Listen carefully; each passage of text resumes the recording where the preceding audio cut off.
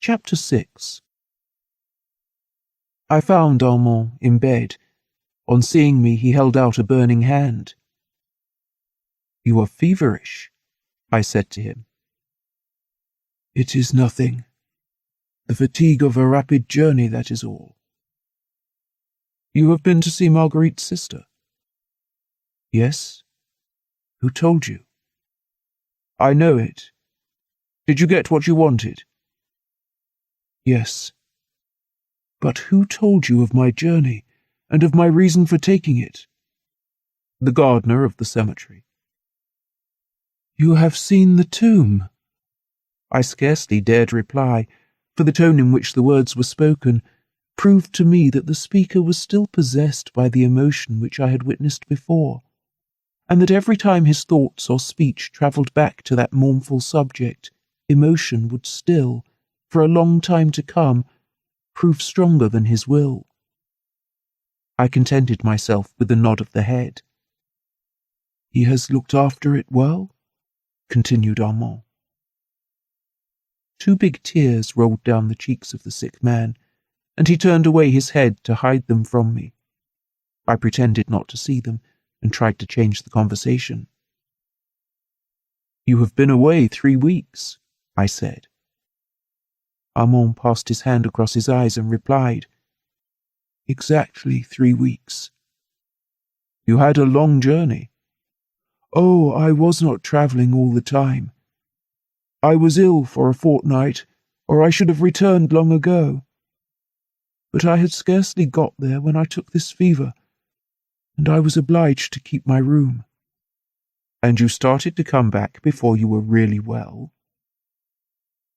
"If I had remained in the place for another week, I should have died there." "Well, now you are back again, you must take care of yourself. Your friends will come and look after you. Myself, first of all, if you will allow me." "I shall get up in a couple of hours." "It would be very unwise." "I must." "What have you to do in such a great hurry?" "I must go to the inspector of police." "Why do you not get one of your friends to see after the matter? It is likely to make you worse than you are now." "It is my only chance of getting better. I must see her. Ever since I heard of her death, especially since I saw her grave, I have not been able to sleep. I cannot realize that this woman, so young and so beautiful when I left her, is really dead. I must convince myself of it. I must see what God has done with a being that I have loved so much, and perhaps the horror of the sight will cure me of my despair. Will you accompany me, if it won't be troubling you too much?" "What did her sister say about it?" "Nothing. She seemed greatly surprised that a stranger wanted to buy a plot of ground and give Marguerite a new grave, and she immediately signed the authorization that I asked her for." "Believe me, it would be better to wait until you are quite well." "Have no fear. I shall be quite composed.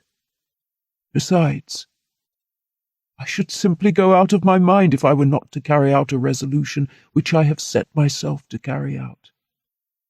I swear to you that I shall never be myself again until I have seen Marguerite. It is perhaps the thirst of the fever, a sleepless night's dream, a moment's delirium. But though I were to become a Trappist, like Monsieur de Rancé, after having seen, I will see." "I understand," I said to Armand, "and I am at your service. Have you seen Julie Duprat?" "Yes. I saw her the day I returned, for the first time." "Did she give you the papers that Marguerite had left for you?" Armand drew a roll of papers from under his pillow and immediately put them back. "I know all that is in these papers by heart," he said. "For 3 weeks I have read them 10 times over every day.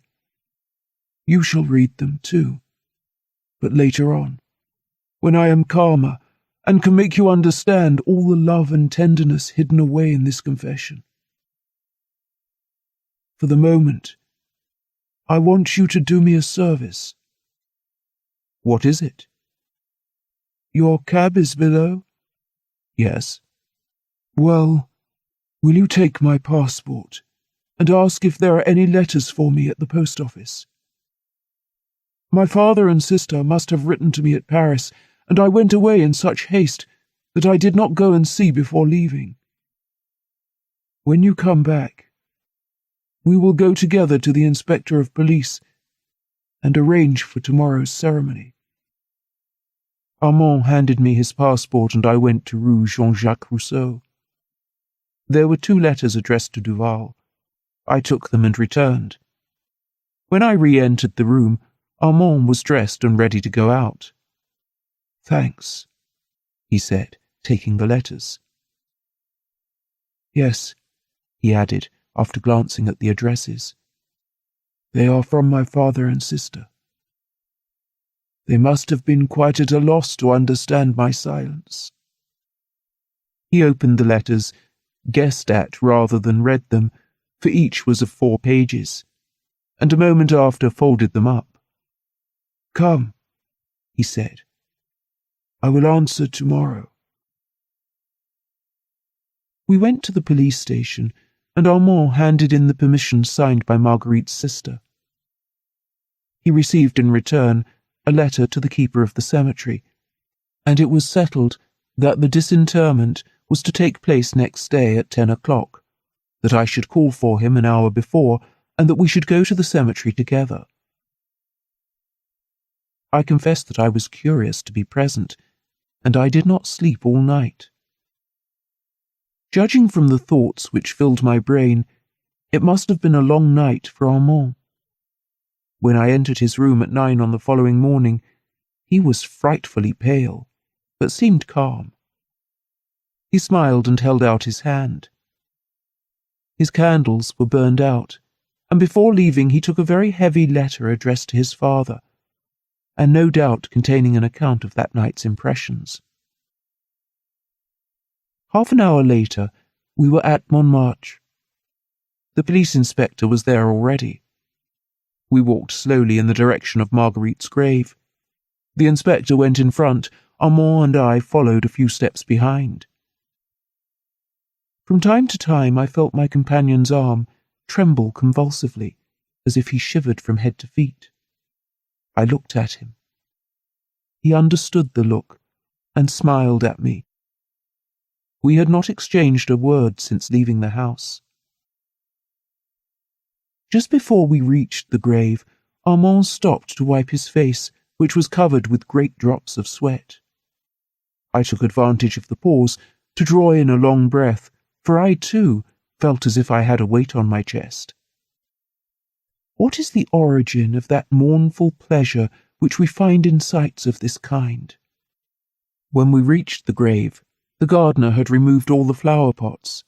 The iron railing had been taken away, and 2 men were turning up the soil.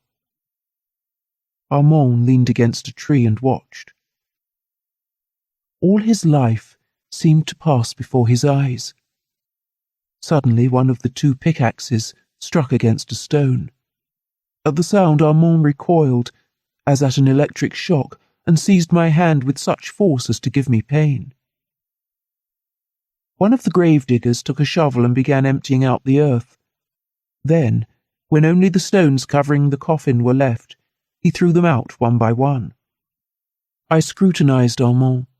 For every moment I was afraid lest the emotions which he was visibly repressing should prove too much for him.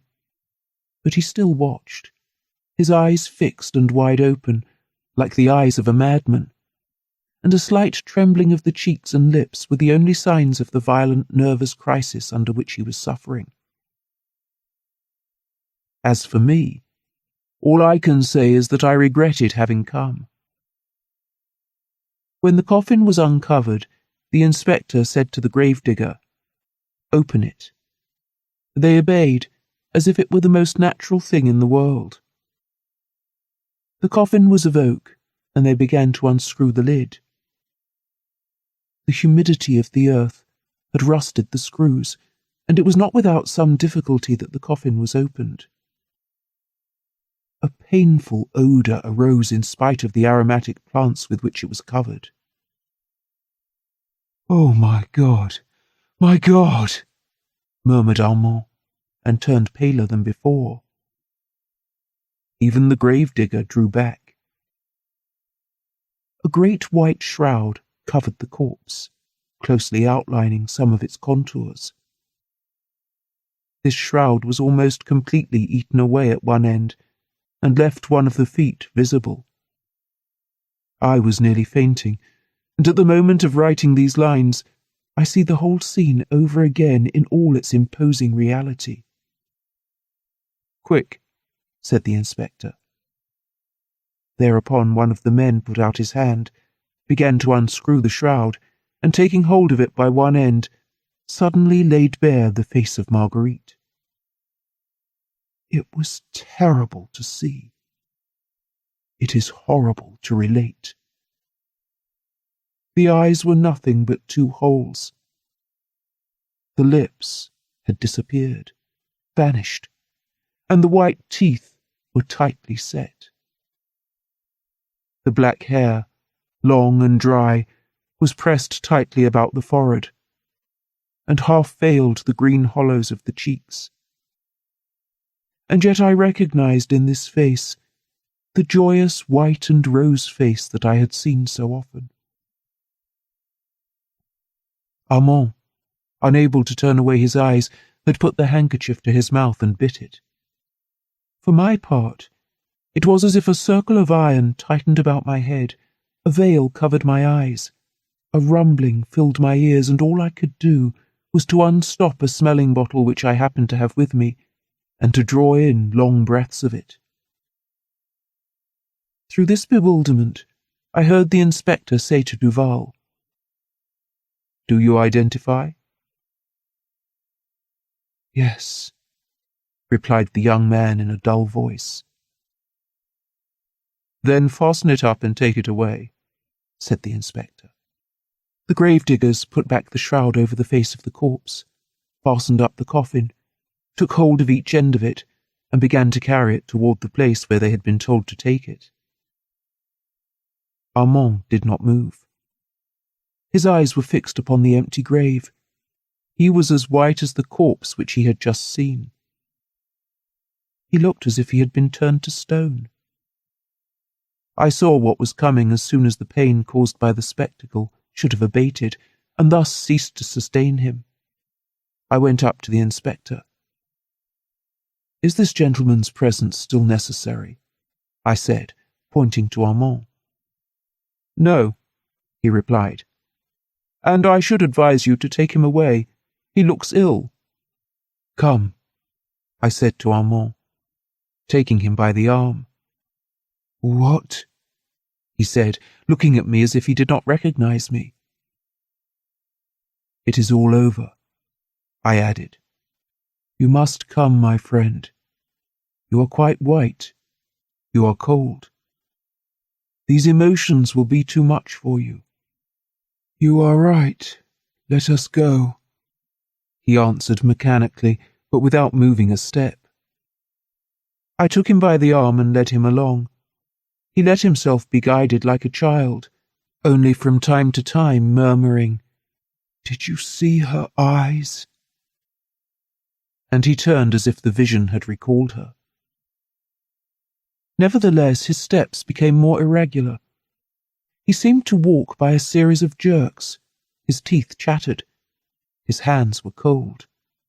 A violent agitation ran through his body. I spoke to him. He did not answer. He was just able to let himself be led along. A cab was waiting at the gate. It was only just in time.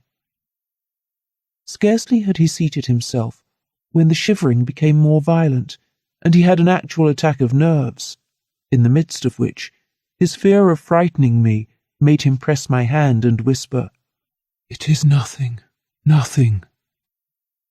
I want to weep." His chest laboured.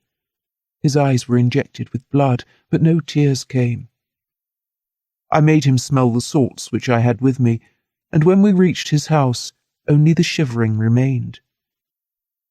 With the help of his servant, I put him to bed, lit a big fire in his room, and hurried off to my doctor, to whom I told all that had happened. He hastened with me. Armand was flushed and delirious. He stammered out disconnected words in which only the name of Marguerite could be distinctly heard. "Well?" I said to the doctor when he had examined the patient. "Well, he has neither more nor less than brain fever, and very lucky it is for him, for I firmly believe, God forgive me, that he would have gone out of his mind. Fortunately, the physical malady will kill the mental one, and in a month's time he will be free from the one, and perhaps from the other."